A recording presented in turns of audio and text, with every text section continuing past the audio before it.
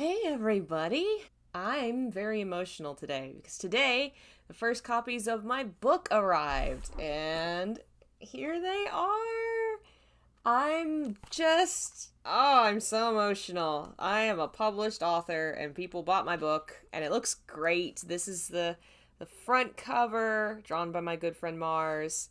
The back cover, oh, it looks amazing. And it's 150 pages of things I wrote them. I didn't read them. I did read them and I wrote them. Oh man, it's been an amazing experience and I've learned a lot from it. One, I need an editor.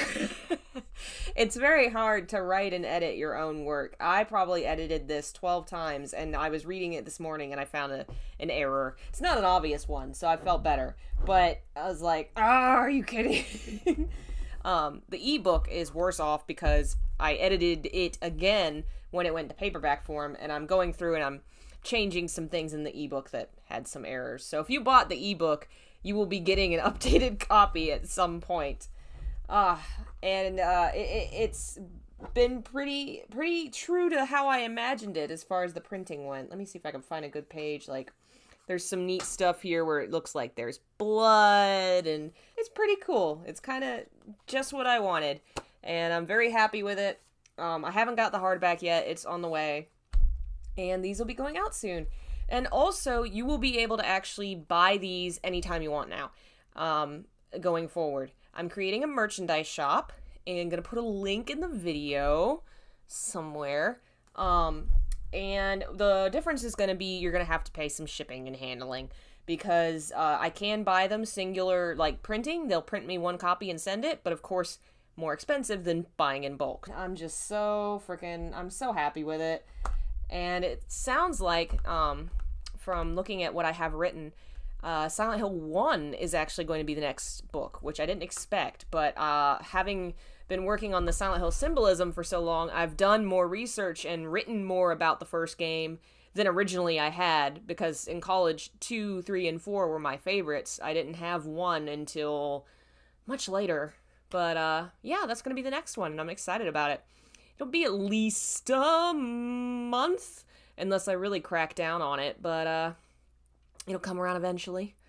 This has also kind of given me, the impetus to look through the other stuff that I've written over the years. I have, no lie, at least 1,000,000 words of writing just sitting in my Google Docs because I've been a writer since I was 7 and I've saved all of it, and obviously it's not all great, but over the years I've kept it and I've edited it and I've re-edited it and I've written more and I've written books and I've written essays and I've written poetry and just kind of left it there because I didn't know what to do with it. I figured maybe one day someone would publish me, but the idea of self-publishing, I didn't think anybody would be interested, but maybe you are.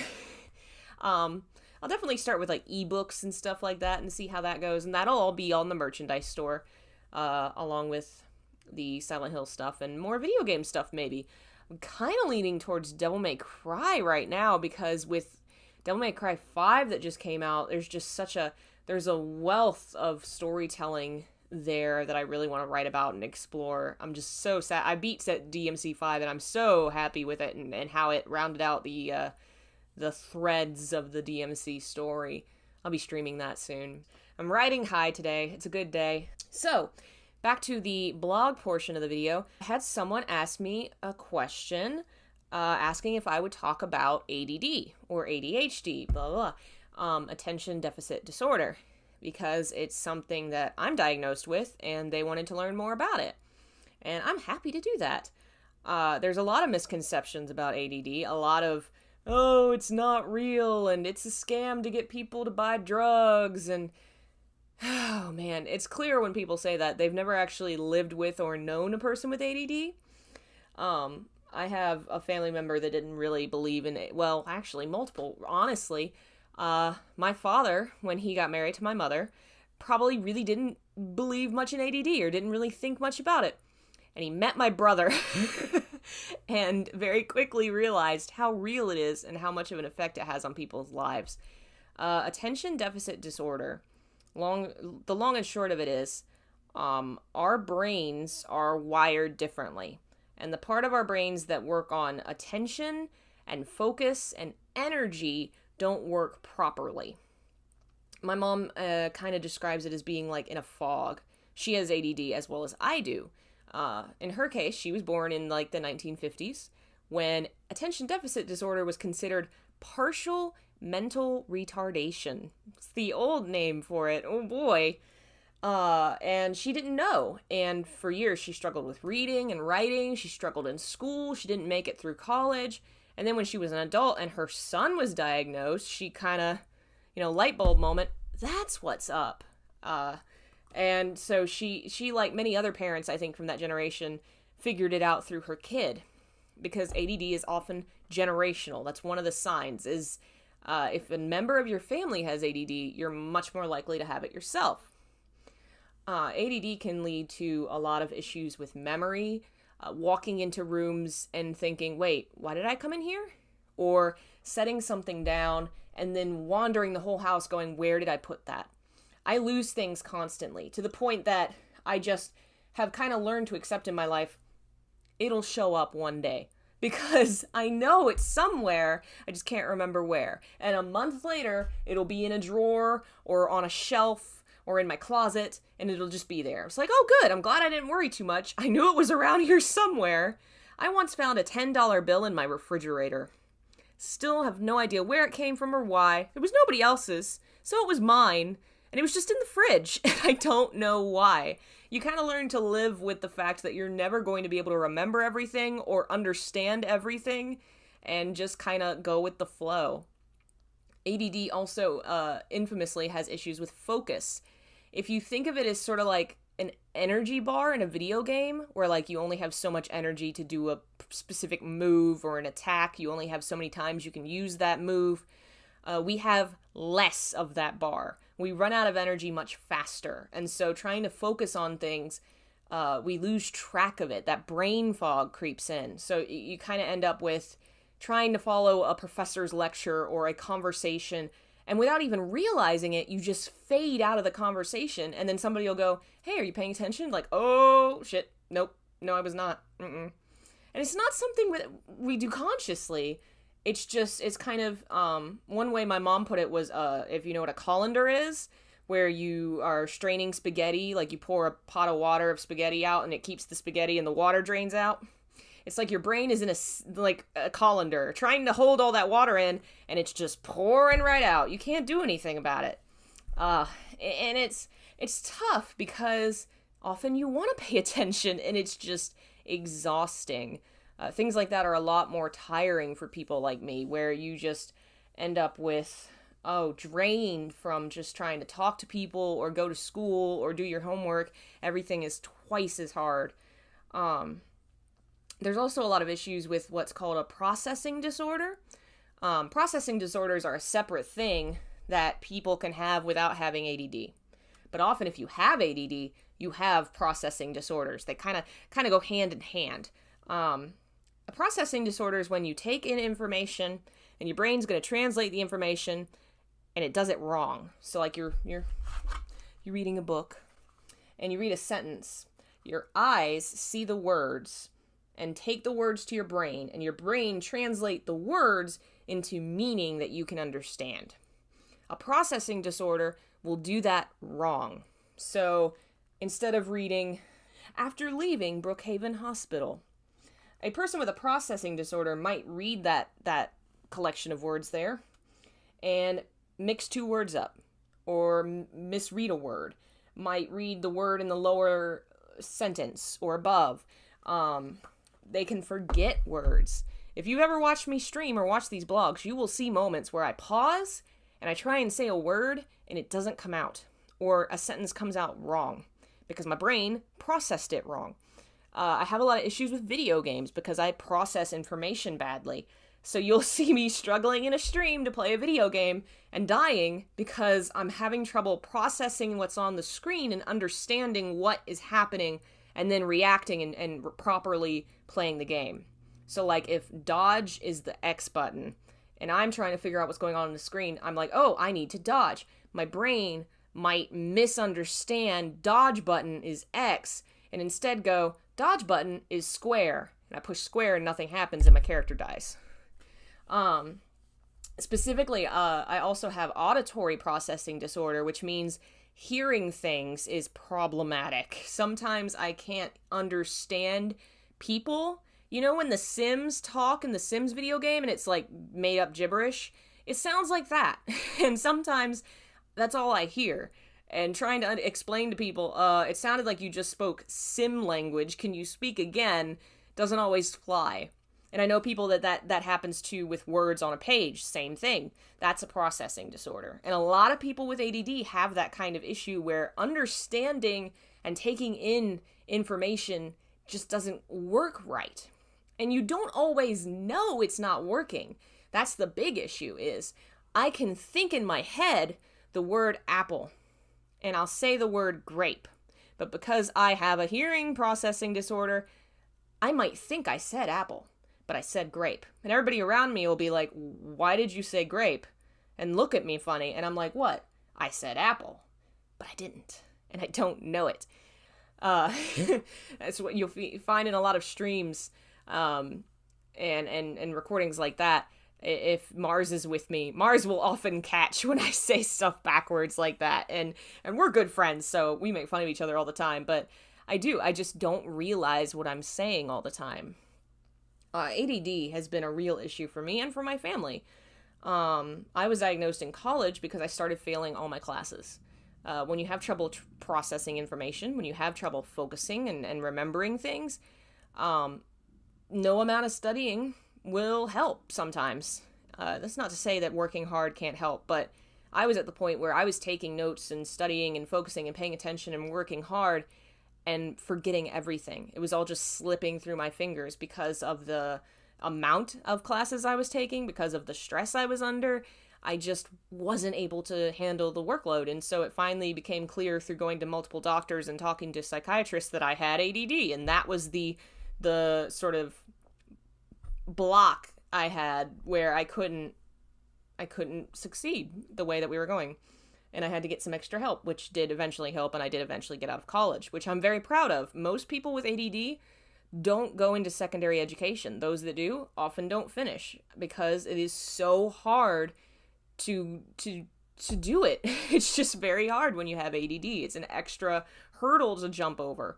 People with ADD often have trouble with keeping jobs. I've lost jobs because of my ADD. I worked at a library where I was there for 6 months, and there was a yearly test, just sort of a formality to make sure you're shelving books properly, and I failed because I was misprocessing the words I was reading and putting books in the wrong places and not even knowing it. I was forgetting to do things. I was losing track of things, and that was the time.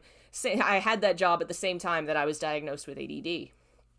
And it bothers me because it's treated as a joke, and a lot of people even, of course, say it's not real. And these are people that have no idea the very, very real effect it has on people. My entire family, my nuclear family, 4 of the 6 of us had ADD. My mother, my brother, my niece, and me. And I mean, my mother didn't even get to go to college. She got lucky and ended up being in a relationship with someone who had a much better paying job than she did. But she was struggling to keep a job, struggling to get through school, struggling everywhere, and didn't even know what was going on with her. My brother Patrick had huge issues to the point that the school called my mother and said, you have to get him help because this is not working. He would never have made it through school without medical assistance. When my niece started having issues, failing at things too, immediately the 3 of us were like, we know what's going on. It's happened to every one of us. I got lucky, sort of, in that my brother started struggling in elementary school. I didn't start struggling until college. Not to slam dunk on my brother, but I was very smart. I was able to hide it very well. And because sort of the tasks we were doing were kind of beneath me, I didn't struggle until the workload became harder. And in college, it was hard enough that I was starting to struggle and have to work harder to study, and seeing that it wasn't working, and it caught up to me. And it still gives me trouble today. I mean, I was gonna make this video like 3 weeks ago, and I kept forgetting, and I kept losing track. I have a request I'm working on right now for someone that I think I got in an email or something, and then I lost track of the email, and I forgot about it for like 2 months. I haven't gotten an email back from them, so I don't know if they forgot or whatever, but I feel so bad about that. It's hard to explain, but it's kind of like, one way to think of it is imagining you're drunk all the time. Like memory loss, distracted, and in a brain fog all the time, and it makes functioning very difficult. I am not on medication right now for ADD. I'm on meds for other health problems. I have been, and it's like sobering up. Like going from being super drunk to just completely, I get so much done. I suddenly have energy and focus. It's amazing. And these people that are like, don't take medicine, you can do without, like, you have no idea. I wouldn't have gotten through college without it, because it was what helped me finally be able to have the energy to study and focus and not lose track of everything. And it was a miracle pill, literally. I don't take it anymore because, one, my life's a little easier than it was in college, and two, the medications are very expensive, sadly. ADD actually has a lot of things in common with autism. They're sort of considered, I don't know, cousins, kind of. They're doing research that shows a lot of the same things are present in both kinds of issues, brain differences. Neuroatypical is what it's usually called. And as much as I talk about how it's given me problems and issues and stuff, it's also what allows me to succeed. I'm very good at research because when you're ADD, your brain kind of works on an all or nothing. If you really like what you're doing and you're happy, your brain kind of chemicals sort of kick in better, and you hyper focus. It's all you can think about. It's either all or nothing. I either can't focus on anything, or all I can focus on is this one thing. And guess what? It's Silent Hill. I've been hyper focused on Silent Hill since I started playing those games. And it's what makes me so good at researching things that I like and interested in, and what makes me so good at writing and finishing projects so fast, because I hyper focus on them. And it allows me to see connections that other people don't, because my brain makes these leaps and jumps that other people don't. So I guess I've never really had an issue with being neuroatypical. My issues were always with how people caused problems by, being closed-minded about it, by not understanding that people are different and different people need different things. I had some professors in school that just did not understand, did not care, did not want to help, and sadly that's the norm. And then I had some very good people that were very helpful. But if you think you have ADD, I highly recommend talking to someone. There are tests online you can take that can tell you if you have the symptoms. There are phone lines, that kind of thing. Some of the things that you look for is, of course, being very forgetful, very easily losing things. If your family member has a diagnosis as well, that raises the chance you have it. If there were complications during your mother's pregnancy, which is a weird one I didn't know about, but is a symptom and was part of my diagnosis. But yeah, you can find a lot of resources online, and there are a lot of people online that are like me and maybe like you. There's nothing wrong with us. We're awesome, and different is not bad. Different is different. And, I wouldn't be doing what I'm doing today if it weren't for the special way my brain is. So I hope that helps, and I hope you get help that you need if you need it. And I will see y'all next time and keep you posted on the book and more projects coming and all that jazz. Bye!